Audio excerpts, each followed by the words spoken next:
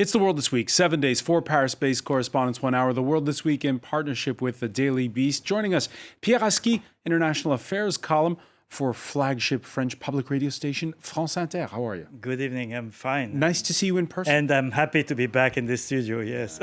We're also pleased to welcome Catherine Field, Paris correspondent for New Zealand Media. How are you? I'm great. Nice to be back too. All right, so don't gloat too much about being in the studio because we're limited to only 2 people. So sorry, Agnès Poirier, who is joining us from her Parisian abode. Agnès Poirier, who is normally the London correspondent for French news magazine L'Express. Thanks for joining us via video link. Yes, and next time in studio, I hope. Next time in the studio, for sure. Same we could say to Dave Clark, news editor in Brussels for the French news agency AFP. How are you, sir? Good evening. Hello. Yes, I can't actually see you, but I can hear you fine. And here I am in Brussels. It's Dave, great to have you with us. We can see you. That's the important part. The World This Week on Facebook and Twitter. The hashtag is World This Week. After summer vacation. Hi, everybody. After summer vacation, school is back and the scramble is on, you might say, to avoid a return to lockdown. In France, where COVID cases continue to rise, it's prompted a rush on labs for testing, like this one in France's second city, Lyon. The government announcing several measures this Friday, including an updated strategy on testing and devolution to local authorities when it comes to stricter enforcement of social distancing. Says the Prime Minister, it's all about learning to live with COVID. Faced with this epidemic, our strategy is not changing. We must fight the virus while maintaining our social and cultural lives, our economy, the education of our children, and our ability to live normally.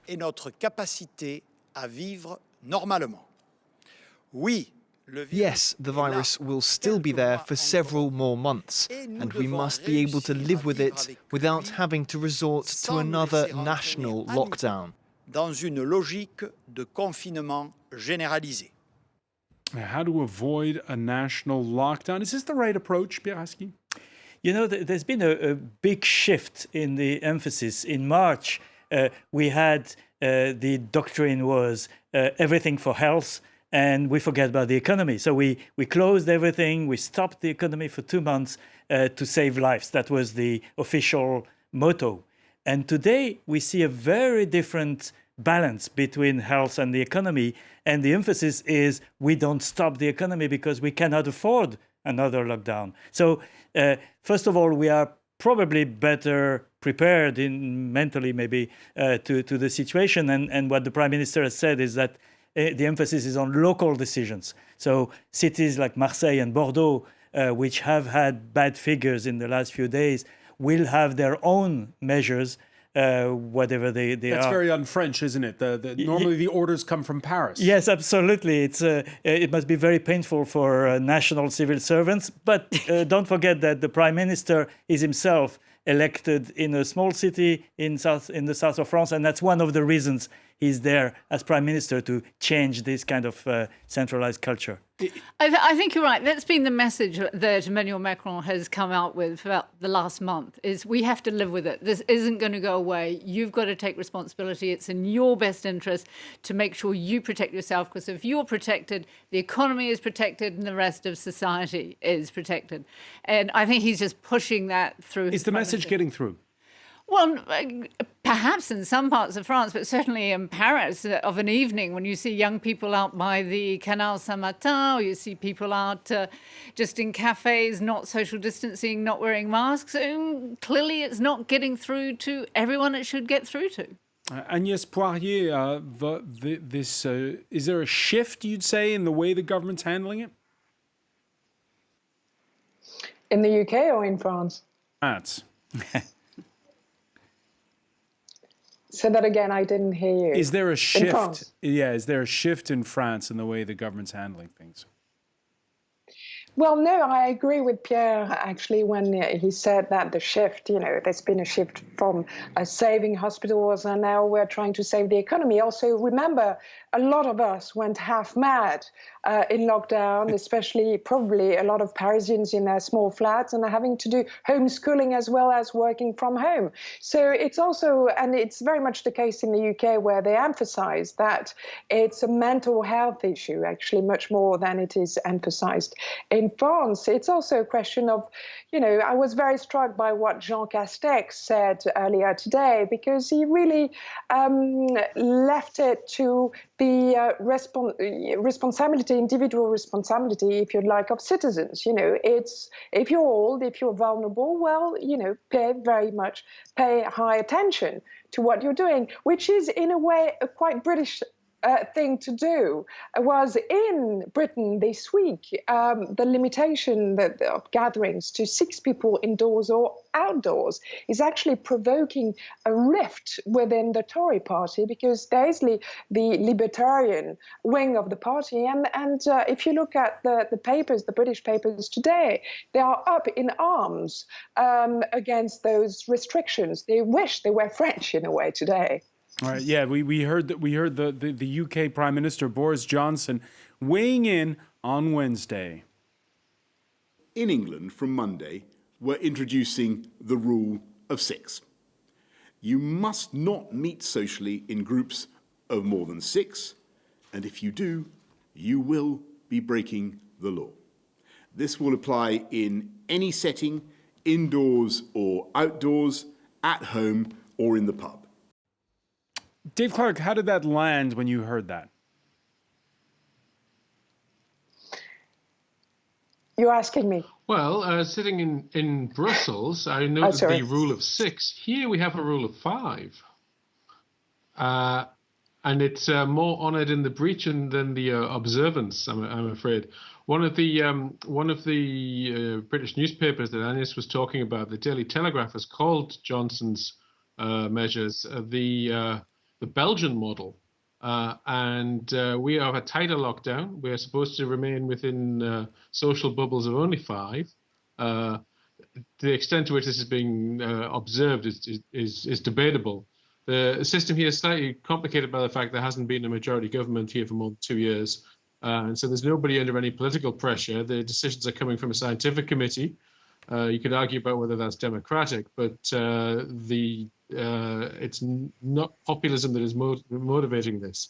Now, Belgium had the highest per capita death toll in Europe in the first wave, but it is not yet experiencing the kind of second wave numbers that we're seeing in France and in the UK, albeit in those countries the death tolls haven't spiked quite as high, but the first time around. But the number of cases do seem to be surging a lot higher in France and the UK, not here in Belgium. So maybe Boris is doing the right thing by following the Belgian model and limiting social bubbles. But Dave, it's all about what Catherine Field was talking about, which is civics, right? Whether or not citizens respect the rules.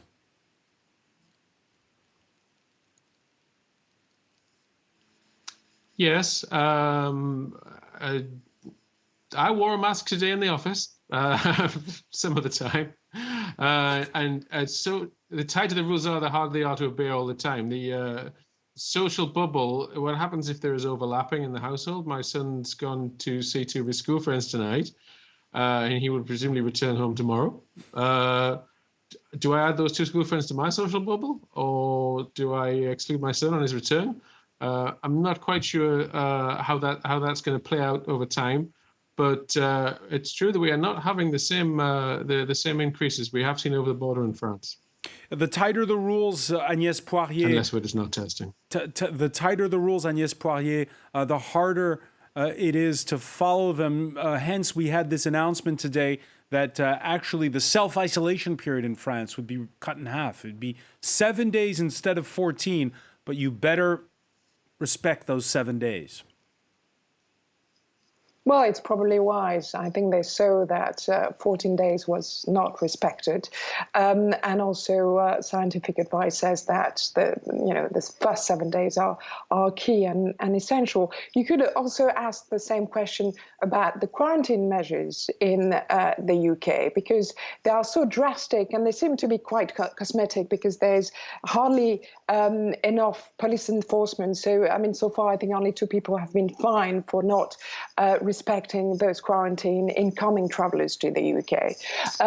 That, if you look at British airports, for instance, it is a catastrophe. Heathrow today is begging the British government to let them test and trace incoming travellers. They lost 81% of their passengers' numbers. I think it's 30 airports in Europe that are allowed to test incoming travellers. So Heathrow, which used to be the busiest airport in Europe, is now falling behind everybody else. So it's a question of balance, because it does have a terrible impact on the economy, and in that instance on the British economy. And Piaski, how leaders get their message across matters. One of the striking aspects of Boris Johnson's press conference on Wednesday was that it was the first time he'd spoken up about this since the month of July. Yeah, but it's a question of confidence related to facts.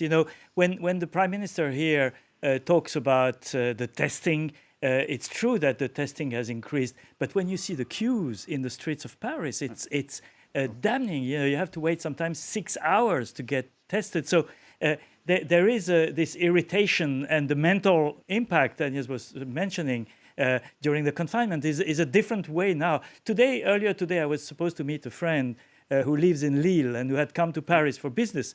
And he had a call. He had to return immediately to Lille because his daughter's class was closed because of 2 cases of Covid-19. And he had to go and pick up his daughter, return from Paris to Lille immediately. So this kind of disruption of life is something we'll have to learn to live with without getting mad. I think also there's a point that you mentioned, Pierre, about whether we listen to politicians. And it's awfully difficult, I'm sorry to say this, to listen to Jean Castex, who last week was in a car with the organizer of the Tour de France, who's tested positive. But he was wearing his mask in the car, so that's a good example in a way. Well, in a way, and he did a test and came out negative. And it came out negative, but he was in an enclosed wasn't space. 1.5 meters apart. Yeah, they were in an enclosed space, and you could say, well, he needed to be there because the tour was going around his area. He was flying the flag for his area. But when you have a prime minister who does that and is on TV shown to him doing that, you think, But they say testing is just around the corner. That this testing that you can roll out and everyone can have it, and it's real easy and very effective, is just around the corner, and that will solve those disruption problems that Pierre was talking about. That's the key. If the testing is simple and we get the results quickly enough, then we are, it can be part of our daily life without too much disruption. Today, if you are a contact case, your life for a week is going to be hell, because you get to get the tests, then you have to wait in certain anxiety for the results. Your job is in disarray, your relations with your family. I mean, it's a big disruption in our lives. But as long as there's no vaccine and we don't seem to be close to it, we have to live with it. And that's probably the only message the Prime Minister had today, was you have to learn to live with it.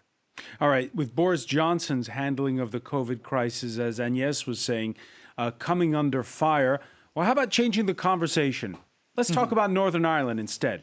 We all thought the question of keeping the UK's only land border was solved with January's divorce deal with the EU. But now, with just 5 weeks to strike a trade deal, the follow-up, the UK government putting it back in play.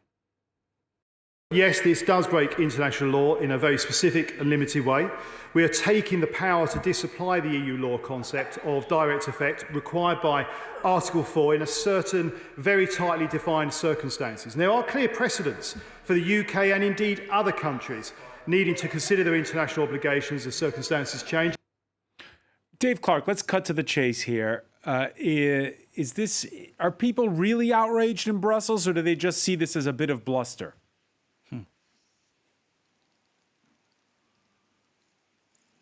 There is some actual genuine outrage this week, but they really shouldn't be outraged. It's been clear for over a year that Boris was going to do something like this, or that he was lying to somebody else. The deal that he passed and that he ran for election on, which he described as oven ready and the best deal ever, provided for a border in the Irish Sea between Great Britain and Northern Ireland. And he's repeatedly said that he will not enforce such a border.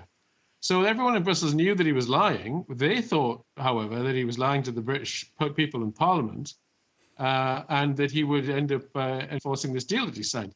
Turns out he was lying to Europe. So no one should be really surprised or outraged about this. This was always on the cards. There's some question about the timing, but it's not something that London regards as a mistake or a gaffe. If you watched Prime Minister's questions on Wednesday, Boris Johnson was outraged not to be asked about it. Keir Starmer, the leader of the opposition, insisted on asking him about the COVID crisis, which I suspect is what is at the front of British people's minds anyway. And Boris Johnson was instead very keen to be asked about the Brexit. So keen to change the conversation. He sees that as a winning issue for him. Keen to change the conversation. I want to pick up with this with our panel. When we come back, stay with us. You're watching The World This Week.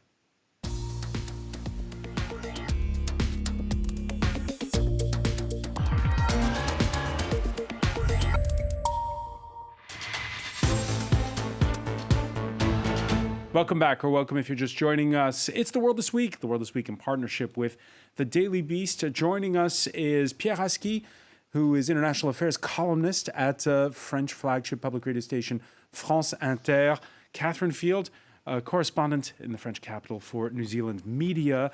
From Paris, we're with Agnès Poirier, who is visiting us on this side of the channel. London correspondent for French weekly newspaper L'Express. And from Brussels, we are joined by Dave Clark, editor at the French news agency AFP. Agnès Poirier, your reaction to what you heard from Dave. We shouldn't be surprised by Boris's gambit. We might not be surprised by Boris Johnson's gambit, but we are surprised at Britain's reputation being tarnished in such a way, because it's Boris Johnson, but Boris Johnson is the Prime Minister of the United Kingdom. That divorce deal was signed. So we're talking about Britain. We're talking about Britain's reputation and image in the world. We're talking about hundred of years of British probity and a word and respect of the rule of law. And that's why I think the British are actually more infuriated and outraged than Europeans. And yet you heard from Dave. You heard from Dave that Keir Starmer, the leader of the opposition, preferred to quiz Johnson on COVID. Oh, yes, but that's tactic. And also, let's go back on PMQs on Wednesday. That was very interesting because the day before, Brandon Lewis, Northern Ireland Secretary, said verbatim, yes, the bill, the internal market bill, does breach international law in a very specific and limited way. But then the day after, Boris Johnson says, well, actually, it's not a transgression, it's an interpretation. And it's against any irrational or too strict interpretation of the protocol, the divorce deal, if you'd like. And we're respecting the spirit of that deal, but not the letter. So he was trying to find a way out because he knew he had dug himself into a hole. I mean, when you think that Michael Howard and Norman Lamont, who are ferocious Brexiteers. And they were so outraged at the House of Lords. I mean, it looks as if next week, there will be a problem with the second reading in the House of Commons, but also the Lords might actually, might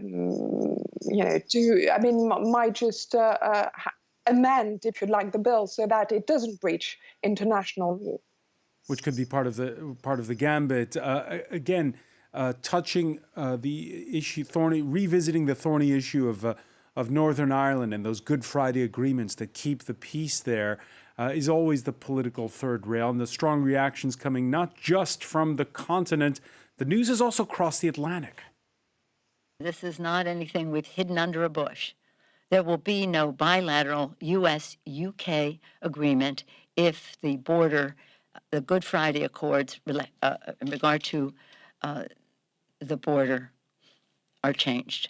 And actually, how can they walk away from an international agreement? How do you trust that?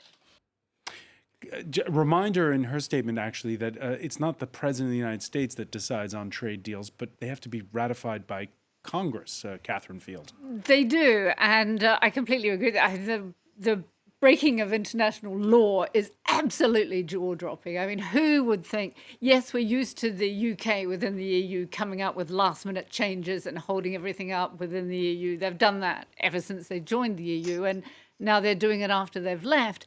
But yeah, they're walking away from an international agreement like this.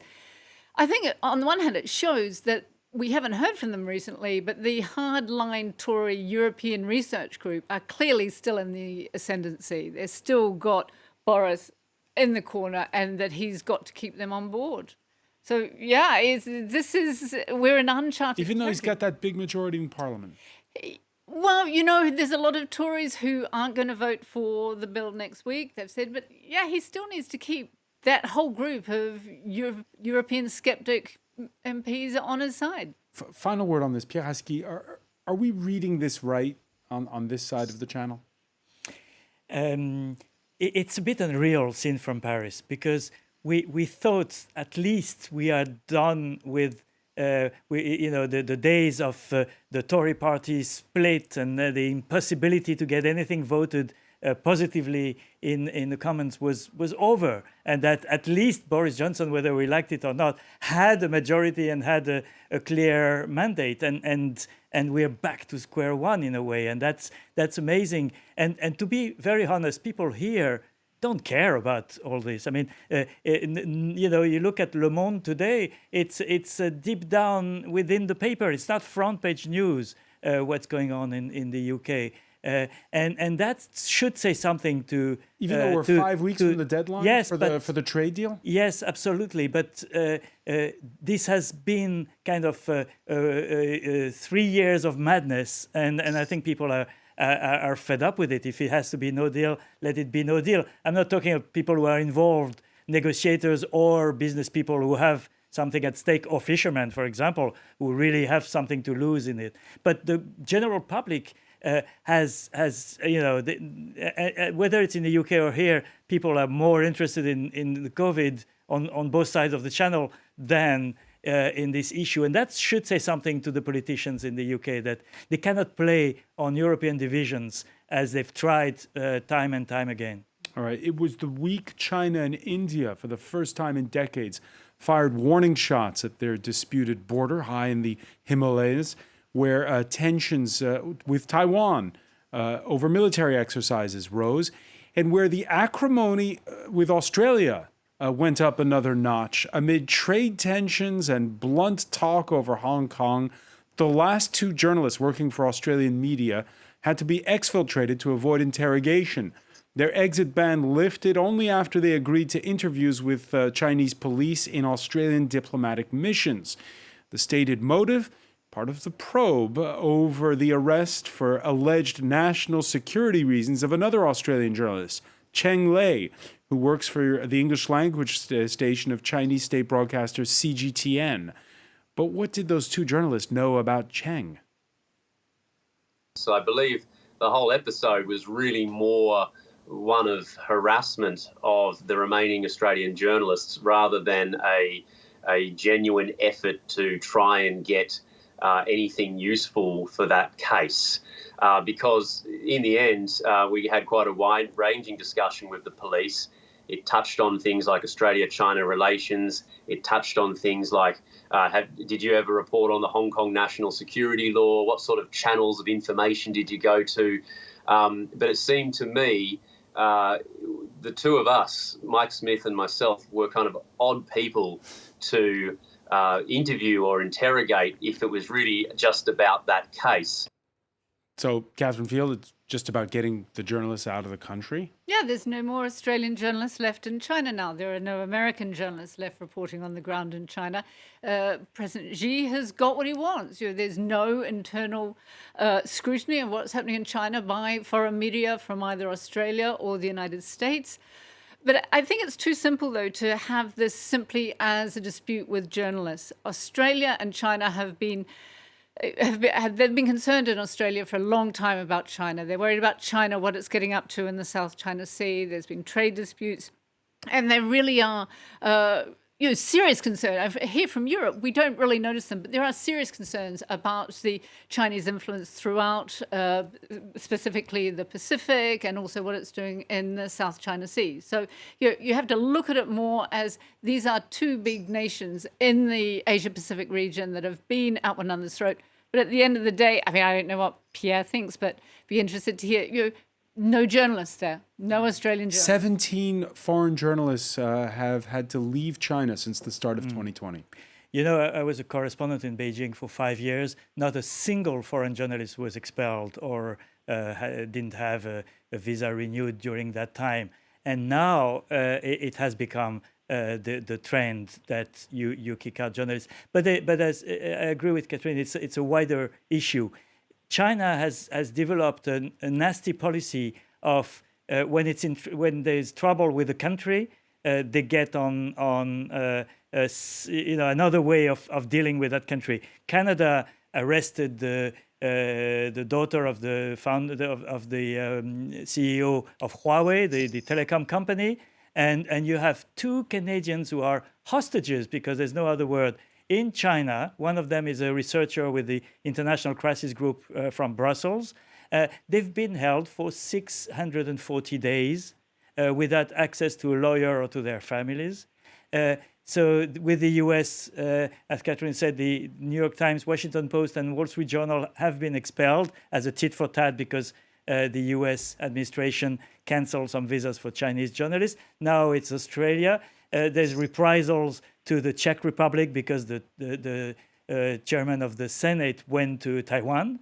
And so when there's a fight with a country, they have other ways of dealing with it which are not very orthodox. And the media journalists, foreign journalists, have been the first target because when journalists are out and there's no more scrutiny. And just to add another layer to this story, Australian intelligence not answering claims by Xinhua news agency of the search back in June of the homes of Chinese journalists on Australian soil. 我们敦促澳方尊重基本事实，停止以任何借口对在澳中方人员的骚扰、打压，停止干扰中国有关部门依法办案，不要再做干扰两国人文交流、损害两国互信的事儿。 Stop harassing Chinese journalists, he says. Dave Clark, your reaction to the optics of all of this?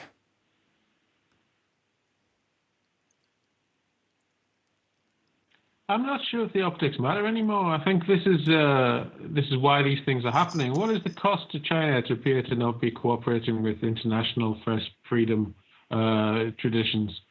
There was a time when all the countries in the world liked to pretend they wanted to be part of the liberal rule of law future for the planet. But I would take issue with what Pierre said about how the foreign journalists were among the first victims. I'm sure Chinese journalists were the first victims. There's no cost to China to do this. There may be some cost to China to allow American and Australian journalists to continue to work within the country. All right. This is the world. This is the world we live in. There's no reason for authoritarian powers to play by our rules. And when the American journalists were kicked out, did the White House stand up for them? Agnès Poirier, your thoughts on this with the fact that right now we've had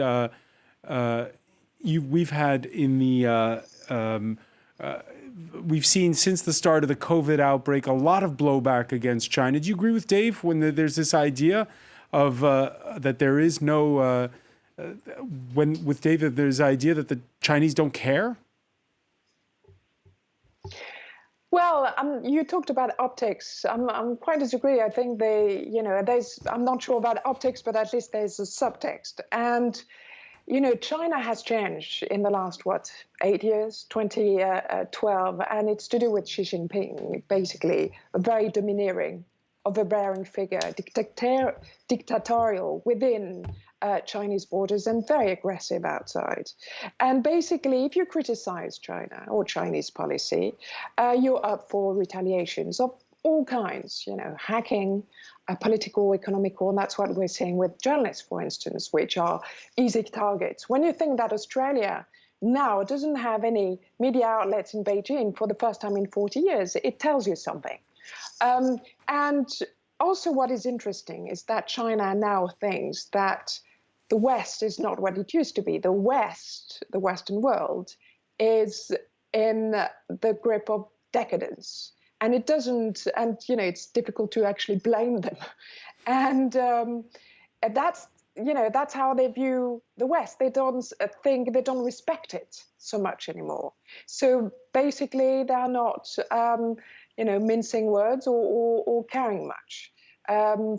Aggression and very much, macho politics, if you'd like, is what they are playing and what they understand. But it doesn't have to be this way. Just a quick word on this, Pieraski, because you remember right after Donald Trump was elected at Davos, there was a speech by Xi Jinping, and the Chinese president seemed to be the defender of that liberal order that Dave Clark was talking about. Yes, but I think it was an illusion. The words don't have the same meaning. When Xi Jinping talks about multilateralism, it doesn't mean it the same meaning as we do here. And so I think this Davos moment was a kind of magical perception by business people who were shattered by Trump's victory and wanted to get some hope that the existing order would continue.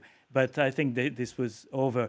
The COVID, I think, was a turning point too, because this week there was also a victory ceremony in Beijing for having won over the pandemic. And the contrast with the US having, this increased toll is obviously played very strongly by the Chinese official media. And Xi Jinping arrived in a hall.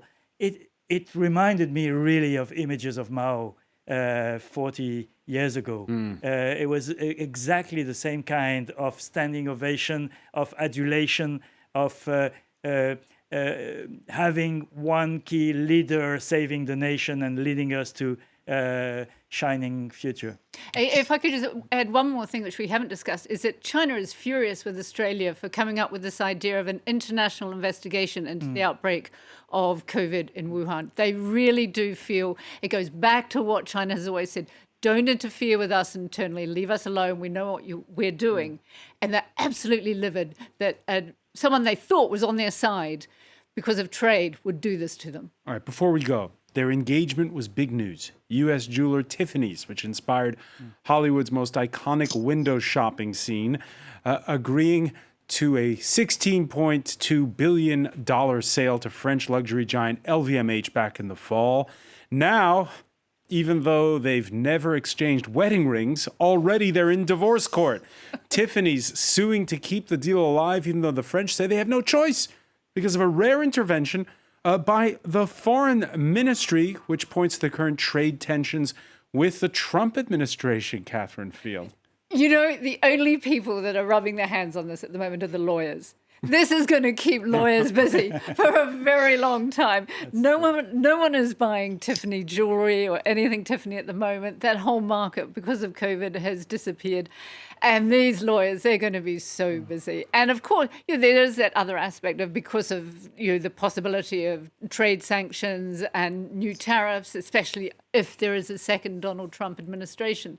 They want to hold off on this. Well, that's not how the Bloomberg news agency's been reporting it, because you mentioned the first part, which is the important one, that nobody's buying luxury goods right now. And the world's third richest person, Bernard Arnault, the owner of LVMH, his clout not to be underestimated. Bloomberg claims it was Arnault who came up with the idea of the letter, a claim firmly denied by LVMH's chief financial officer, Jean-Jacques Guillauny. This is what he said at the press conference. You must be joking. Are you seriously suggesting that we procured the letter? I don't even want to answer that question. He did later in the press conference, Pieraski, he said the letter was purely and fully unsolicited. Do you believe him? It's hard to believe, but there's a mystery around this letter. Why did Jean-Yves Le Drian have to write this letter? And the letter is very carefully worded because he's non-committal. He's not saying to LVMH, you should stop the deal. Said, it's a warning. Maybe you should wait until January. So the letter cannot be used in American courts as by LVMH as the reason for stopping the deal. And it's a very rare intervention in such a business marriage. And really, I think we should dig into that, and probably some more will come out in the next few days, because there is a mystery there. There is a mystery, Dave Clark?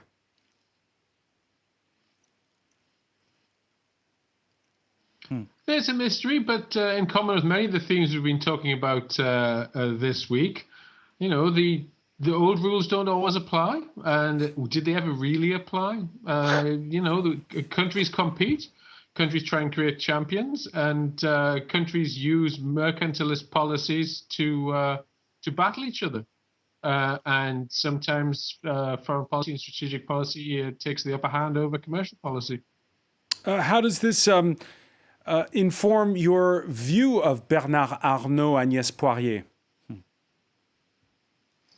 Well, look, the guy is ruthless. And so this letter by the French Prime Minister is actually a godsend, so Arnault must be very grateful for it. But what is interesting, I think, with the whole affair is that, because I don't think I think it's the most high-profile case, but there will be more to come, because we're talking about transactions agreed before the pandemic, and because the business outlook is so radically changed from when it was agreed, especially if you think that I think the forecasts are 30% drop in sales of luxury goods, that there will be more cases. And as Catherine said, it's great news for lawyers all over the world, because you can argue that they couldn't complete the sale simply because the shares have dropped so much from the time they made their offer. All right. And this, again, will run and run, as Catherine says. Agnès Poirier, I want to thank you. I want to thank as well Dave Clark, Pierre Aski, Catherine Field. Stay with us. Media Watch is next.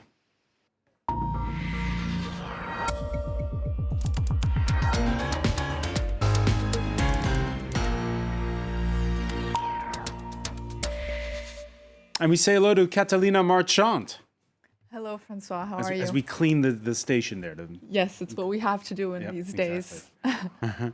So here is my topic for the day. More people are being urged to cancel their Netflix subscriptions. This is after its hashtag has been trending on social media saying cancel Netflix. Why is this? Many people... It is because of backlash from this French film called Cuties that premiered on Netflix on September 9th, which many people consider that it has over-sexualized a young woman. It actually received an award on Sundance, but many people believe that Netflix did itself a disservice with their marketing on the promotional poster of the film, which is this one. Many people considering that 11-year-old girls shouldn't be promoted this way. As you can see, this Twitter user saying, keep in mind that the lead actress is actually 11 years old in the film and real life. Netflix went on to apologize, saying they are deeply sorry, and they have updated the picture of the film and description. However, many people were not satisfied with this apology. Many people actually canceling their subscriptions.